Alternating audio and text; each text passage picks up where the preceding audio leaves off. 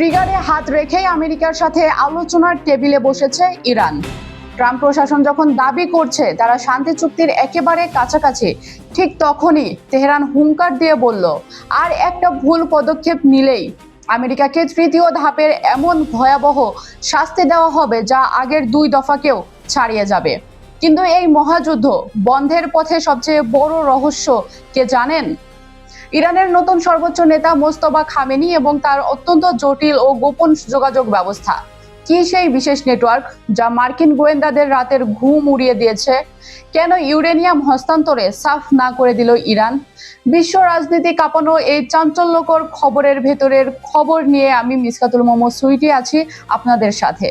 Iran ও যুক্তরাষ্ট্রের মধ্যে চলমান যুদ্ধ বন্ধ এবং একটি স্থায়ী শান্তি চুক্তি স্বাক্ষরের ক্ষেত্রে ওয়াশিংটনের সামনে এখন সবচেয়ে বড় চ্যালেঞ্জ হয়ে দাঁড়িয়েছে ইরানের নতুন সর্বোচ্চ নেতা মোস্তফা খামেনির অবস্থান ও তার বিশেষ যোগাযোগ ব্যবস্থা।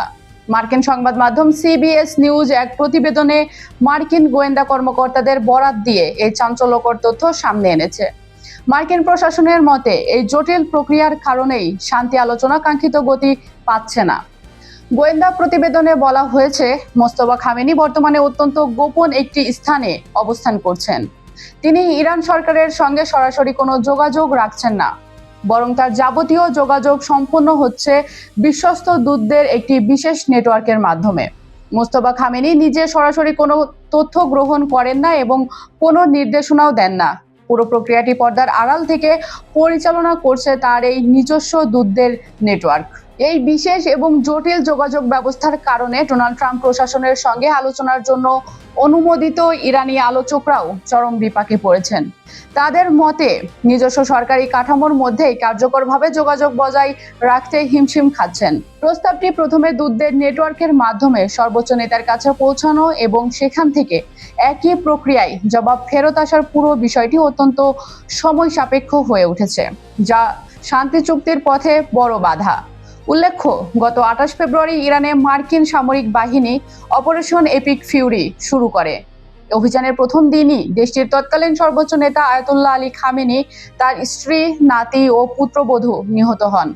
ওই হামলায় গুরুতর আহত হন আলী খামেনির ছেলে মোস্তফা খামেনি। পিতার মৃত্যুর পর মোস্তফা ইরানের নতুন সর্বোচ্চ নেতা হিসেবে দায়িত্বভার গ্রহণ করেন। বর্তমানে তিনি একটি অত্যন্ত গোপন স্থানে চিকিৎসাধীন রয়েছেন এবং সেখান থেকে এই বিশেষ নেটওয়ার্কের মাধ্যমে রাষ্ট্র পরিচালনা করছেন। এই পুরো পরিস্থিতি নিয়ে হোয়াইট হাউসের মুখপাত্রদের সঙ্গে যোগাযোগ করা হলে তারা কোনো মন্তব্য করতে রাজি হননি। যুক্তরাষ্ট্রের সঙ্গে প্রাথমিক চুক্তির ব্যাপারে আগ্রহী হলেও নিজেদের সমৃদ্ধকৃত ইউরেনিয়াম অন্য কোনো দেশে হস্তান্তরে রাজি হয়নি ইরান। তেহরানের একটি নির্ভরযোগ্য সূত্র জানিয়েছে, যুক্তরাষ্ট্রের সঙ্গে বর্তমান যে খসড়া চুক্তি হতে যাচ্ছে সেখানে ইউরেনিয়াম স্থানান্তরের বিষয়টি একেবারেই অন্তর্ভুক্ত নয়। পারমাণবিক ইস্যুটি মূলত চূড়ান্ত চুক্তির আলোচনায় স্থান পাবে, তাই বর্তমান প্রক্রিয়ায় এ নিয়ে কোনো প্রতিশ্রুতি দেওয়া হয়নি। এর আগে মার্কিন কর্মকর্তাদের বরাত দিয়ে নিউ ইয়র্ক টাইমস দাবি করেছিলেন যে ইরান তাদের সমৃদ্ধকৃত ইউরেনিয়াম হস্তান্তরে সম্মত হয়েছে।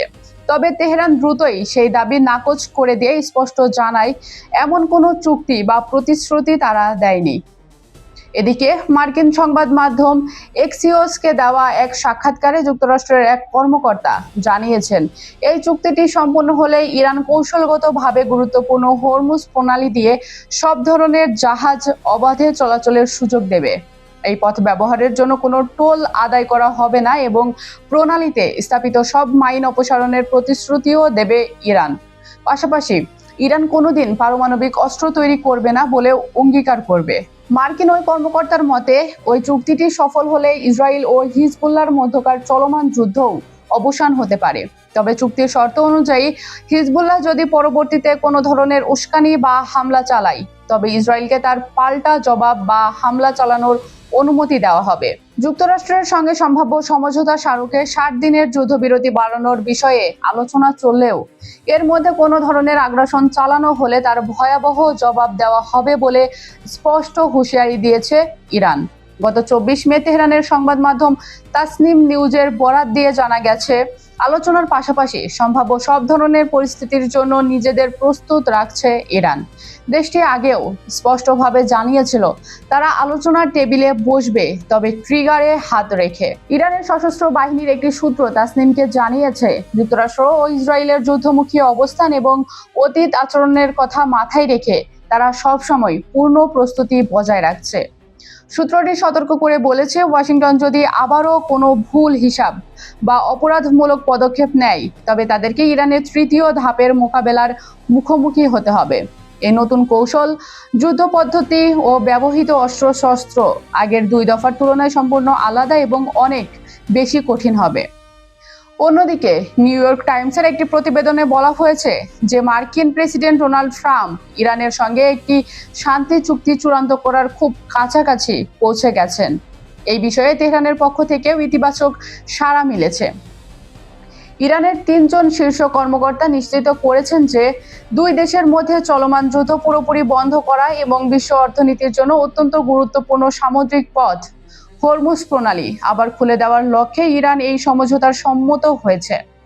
তবে শান্তি আলোচনার মধ্যে ইরান নিজেদের সামরিক প্রস্তুতি এবং কঠোর অবস্থানের কথা পুনর্ব্যক্ত করলো। কিন্তু প্রশ্ন হলো, ডোনাল্ড ট্রাম্প কি পারবেন মোস্তফা খামেনির এই অদৃশ্য দেয়াল ভেঙে শান্তির পায়রা ওড়াতে, নাকি ট্রিগারে হাত রাখা ইরান হুট করেই চেপে দেবে সেই মরণ কামড়? যদি ওয়াশিংটন বা ইসরায়েল আর একটাও ভুল পদক্ষেপ নেয়, তবে মিডল ইস্টে যে তৃতীয় ধাপের প্রলয়ঙ্করী আগুন জ্বলবে, তার তাপে ছারখার হয়ে যেতে পারে খোদ পরাশক্তি আমেরিকার অহংকারও। পারমাণবিক ট্রেইল আর হরমুজ প্রণালীর এই স্নায়ুযুদ্ধ শেষ পর্যন্ত কোন দিকে মোড় নেয় তা দেখতে পুরো বিশ্ব এখন চাতক পাখির মতো চেয়ে আছে।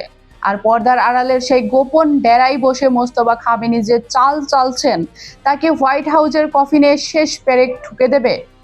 সময় এর জবাব দেবে, আর আমরাও প্রতিটি মুহূর্তের ওপর নজর রাখবো। বিশ্ব রাজনীতির এই অগ্নিকুণ্ডের খবর, ভূ রাজনীতির এই রগরগে ভেতরের খবর আপনারা পৃথিবীর কোন প্রান্ত থেকে দেখছেন? ঝটপট এখনই কমেন্ট বক্সে লিখে জানান। বাংলাদেশ, ভারতের পশ্চিমবঙ্গ, আসাম, ত্রিপুরা কিংবা পাকিস্তান, আমেরিকা, ইউরোপের প্রতিটি দেশ, যুদ্ধ বিধ্বস্ত ইউক্রেন কিংবা ফুটবল উন্মাদনার ব্রাজিল, আর্জেন্টিনা, যেখান থেকেই আমাদের সাথে যুক্ত আছেন, কমেন্টে আপনার মূল্যবান মতামত দিন। বিশেষ করে মধ্যপ্রাচ্যের সৌদি আরব, কুয়েত, কাতার, ওমান কিংবা দুবাই প্রবাসী ভাইয়েরা, আপনাদের কি মনে হয় মোস্তফা খামেনির এই রহস্যময় নেটওয়ার্ক কি ট্রাম্পের ঘুম সত্যিই চিরদিনের জন্য হারাম করে দিল? আপনাদের কমেন্টের অপেক্ষায় রইলাম। আন্তর্জাতিক রাজনীতির এমন গা শিউরে ওঠা হট টপিক, পর্দার পেছনের গোপন সমঝোতা আর এক্সক্লুসিভ ব্রেকিং নিউজের নিয়মিত আপডেট সবার আগে পেতে এখনই আমাদের চ্যানেলটি সাবস্ক্রাইব করুন এবং বেল আইকনটি চেপে দিন, কারণ সত্যটা যেখানেই লুকিয়ে থাক, আমরা তা টেনে বের করবই। আমি মিসকাতুল মোমো সুইটি আজকের মতো বিদায় নিচ্ছি। আল্লাহ হাফেজ।